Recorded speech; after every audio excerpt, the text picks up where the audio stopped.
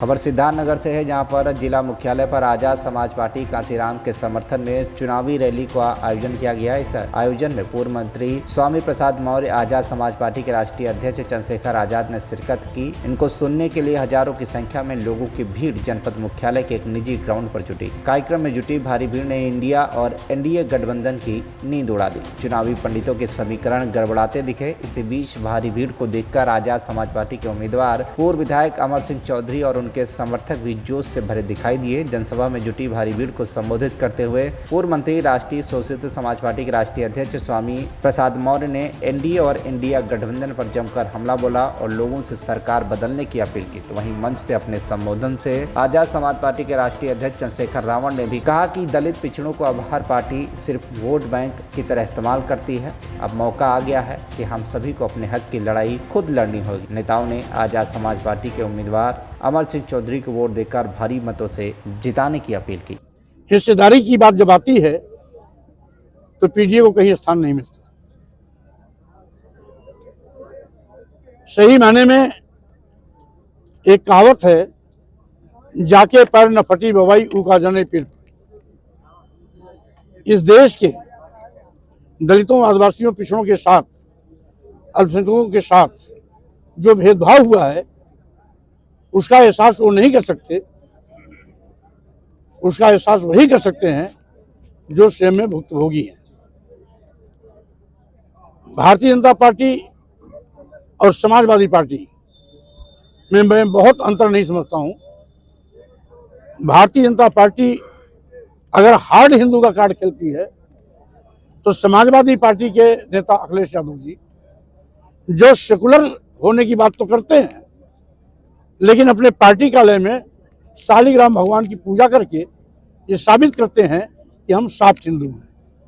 बात हार्ड हिंदू और सॉफ्ट हिंदू की जब चलेगी तो स्वाभाविक रूप से दलित, आदिवासी, पिछड़ा मारा जाएगा, पीटा जाएगा, उसका हक मारा जाएगा, उसकी हिस्सेदारी लूटी जाएगी।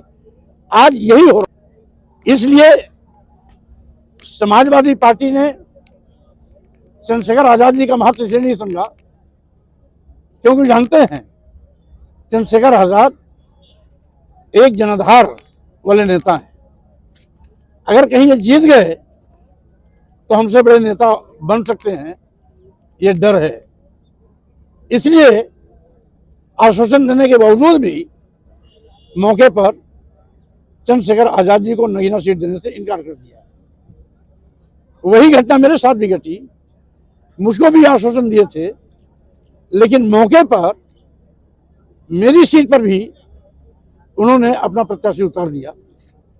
तो जिनको इस बात का भय है कि फला के सांसद बन जाने से ये हमसे बड़े नेता हो जाएंगे, तो स्वाभाविक रूप से उनको अवसर ही न दिया जाए जिससे कि हमें डर न हो, ये सोच करके इस प्रकार का गंदा खेल उन्होंने खेल। समाजवादी पार्टी ने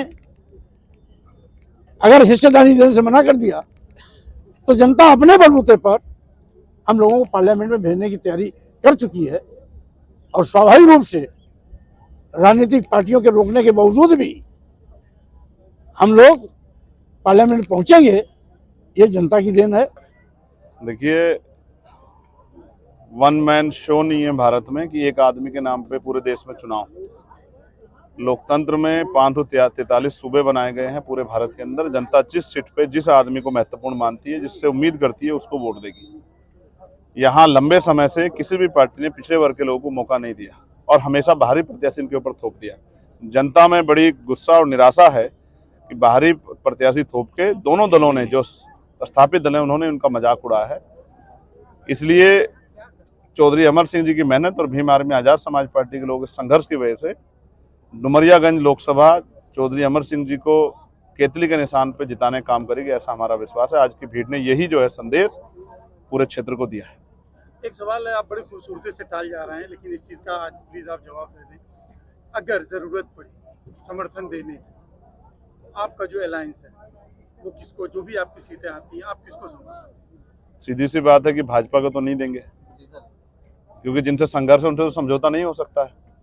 तो बाकी फैसला पार्टी का फैसला है, हम भी पार्टी के वर्कर हैं, कुछ भी अपने मन से नहीं कर सकते हैं। मगर ये तो हमारी पार्टी गाइडलाइन में कि हम भाजपा के साथ नहीं जाएंगे। हम राजनीति से संन्यास ले सकते हैं लेकिन भाजपा के साथ नहीं जा सकते। एक तरफ ज़ाहिर है संविधान बचाने की बात हो रही है, लेकिन इस बीच में लगातार जो भाजपा के जो भी शीर्ष नेतृत्व है इनका बयान आ रहा है कि नहीं, इस तरह की कोई बात नहीं, हम संविधान के बारे में तो हमने कभी सोचा ही नहीं कि उसको बदलेंगे। जबकि आप लोगों का या इंडिया अलायंस का मेन मुद्दा ही चल रहा है कि संविधान बदले। जो सोच के देखेगा उसको सपने में भी ये नीले पटके वाले लोग दिखाई देंगे। तो जिन्होंने सोच के देखा उनको अपने बयान बदलने पड़ रहे हैं। दोबारा किसी का मन हो वो भी सोच के देख ले। आरक्षण, संविधान, लोकतंत्र और जन भावना के खिलाफ कोई भी पार्टी नेतृत्व सोचेगा तो जनता उसको उखाड़ के फेंक देगी। 2022 के विधानसभा में सपा से आपकी नजदीकियां काफी बढ़ी थी, 24 के लोकसभा चुनाव में दूरी हो गई, इसके पीछे की क्या वजह? मेरी नज़दीकियाँ तो हर व्यक्ति से है। लोकतंत्र में मिलना जुलना ये एक प्रक्रिया है, ये आदमी के व्यवहार पे भी डिपेंड करता है। तो मैं सभी से मिलता बातचीत करता हूँ, लेकिन चुनाव लड़ना, साथ मिलकर नहीं लड़ना, ये पार्टी के फैसले होते हैं। उनको मेरी जरूरत नहीं थी, इसलिए उन्होंने मुझे नजरअंदाज कर दिया। हमने अपनी लड़ाई स्वयं अपने कंधों पे उठा ली। अब हम अपने बलबूते लड़ रहे हैं और हमें ये भरोसा है कि जनता को तय करना है। जनता जिसको वोट देगी वही कामयाब होगा। नगीना से आप चुनाव लड़े हैं, वहाँ क्या परिणाम है? मैं भविष्यवाणी नहीं करता, ना मैं कोई ज्योतिष हूँ। जनता का जनमत है और जनमत हमारे पक्ष में है, इसलिए मुझे भरोसा है कि हम कम से कम 1 लाख वोटों। सिद्धार्थनगर से bureau report TV1 India news.